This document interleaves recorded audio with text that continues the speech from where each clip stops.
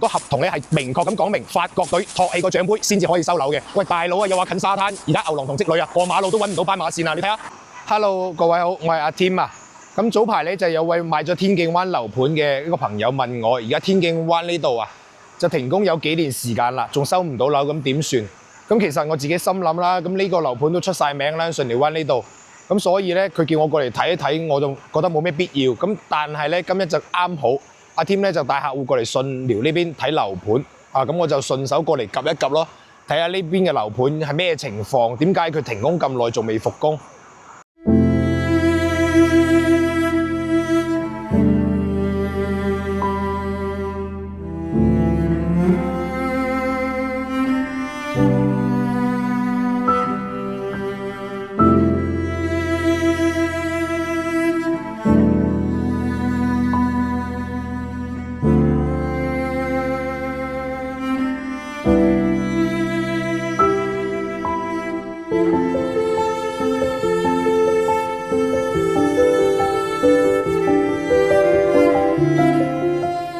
好啦，咁我而家就位於順寮灣天競灣呢個樓盤啦。咁我哋而家見到成個天競灣嘅營銷中心啦，真係鬼影都冇一隻嘅。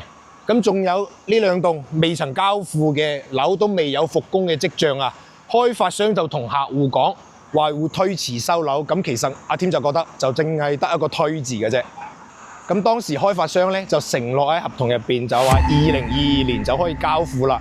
咁亦即係喺世界盃阿根廷對法國隊3-3踢完點球大戰，梅西托起個獎杯就可以交到樓噶啦。咁誰不知而家梅西啊個獎杯放喺屋企啊，都起晒灰都未交到樓啦。咁所以阿 Tim 有一種可能就覺得係一種原因啦，就係個合同咧係明確咁講明法國隊托起個獎杯先至可以收樓嘅。咁2026年嘅世界盃對呢度嘅業主就真係至關重要啦。嗱，咁呢個樓盤當時就好架勢啦。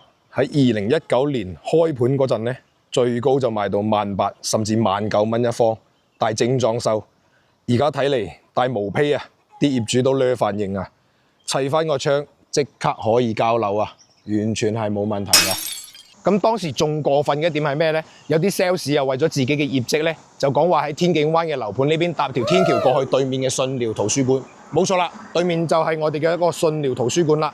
搭條天橋過去，牛郎同織女就實現咗雙向奔赴啦，真係絕到冇人有啊！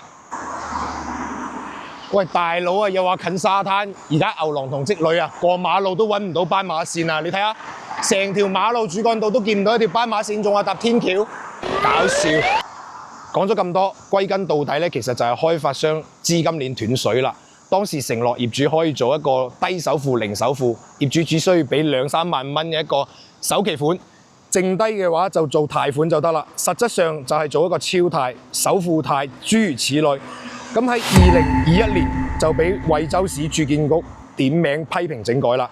開發商當時嘅承諾就化為泡影，揸住業主俾嘅2-3萬蚊訂金，樓市又喺21年嘅時候大跌，禍不單行，最終喺雙重嘅壓力下，唯有停工，樓盤交付唔到，剩翻個殼啦。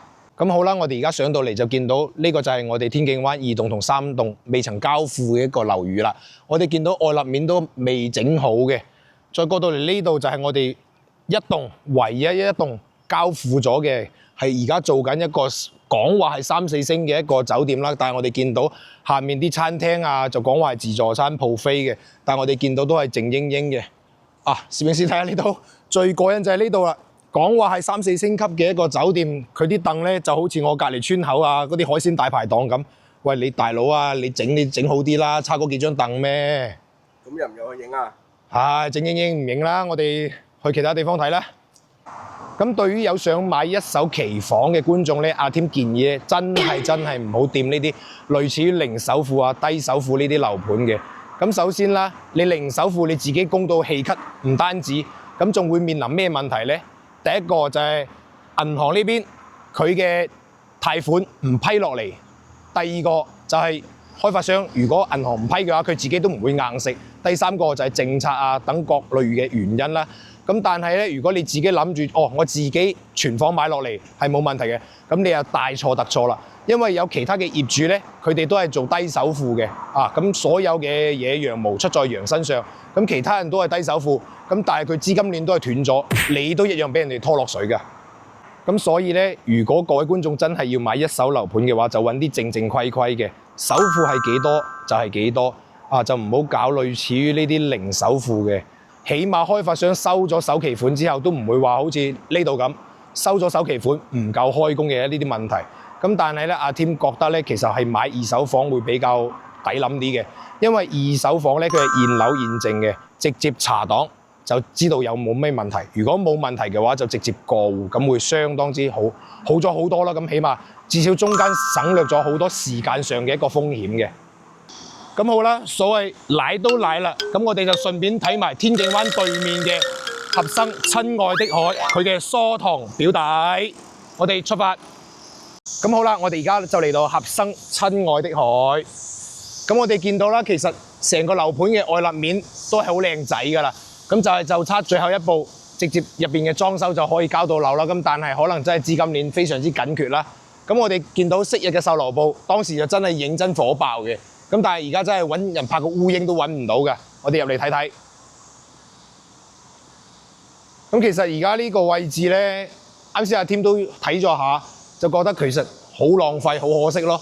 成個位置啊，各方面嘅地段都係非常之靚嘅。睇下我哋呢邊就直接係一個主幹道嘅位置啦。咁但係用唔到，交唔到樓，乜都係空談嘅。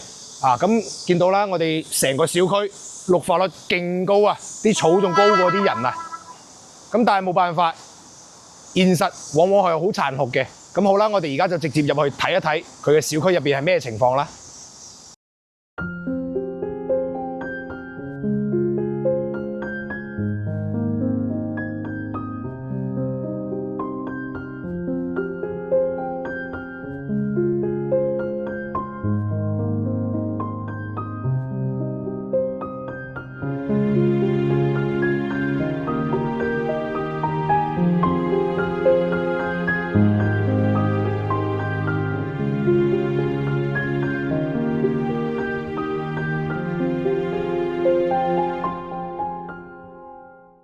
咁好啦，我哋而家就行到入嚟親愛的海嘅一個小區入邊啦。咁我哋見到當時 sales 所講嘅呢度就係一個所謂嘅酒店大堂啦。但係而家全部都係一個停工狀態，入邊都係空溜溜一片嘅，仲未見到有任何重新動工嘅一個跡象。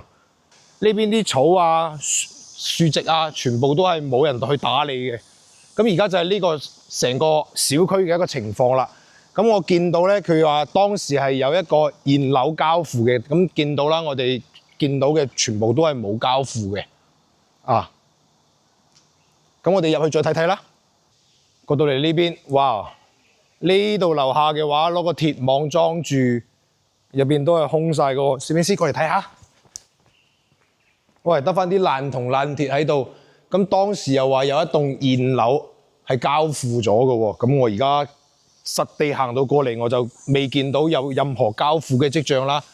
咁呢邊就係一個沙灘嘅入口啦，但係我哋見到呢一棟下底嘅底箱全部都係空嘅，都未曾交付嘅喎。呢個咩狀態？哇！啲蟬仲多過人啊，幾大聲！車就好多啦，但係好多都係過嚟沙灘呢邊玩嘅比較多。咁好啦，最後阿添總結一下啦。咁好似類似於天景灣啊、親愛的海咧，佢最大嘅問題就係資金鏈問題啦。咁當時承諾嘅低首付、零首付咧，就係根本原因，導致佢資金鏈唔夠嘅。咁佢收訂金2-3萬蚊每個業主，咁圍到落嚟嘅話，佢都唔夠重新動工嘅。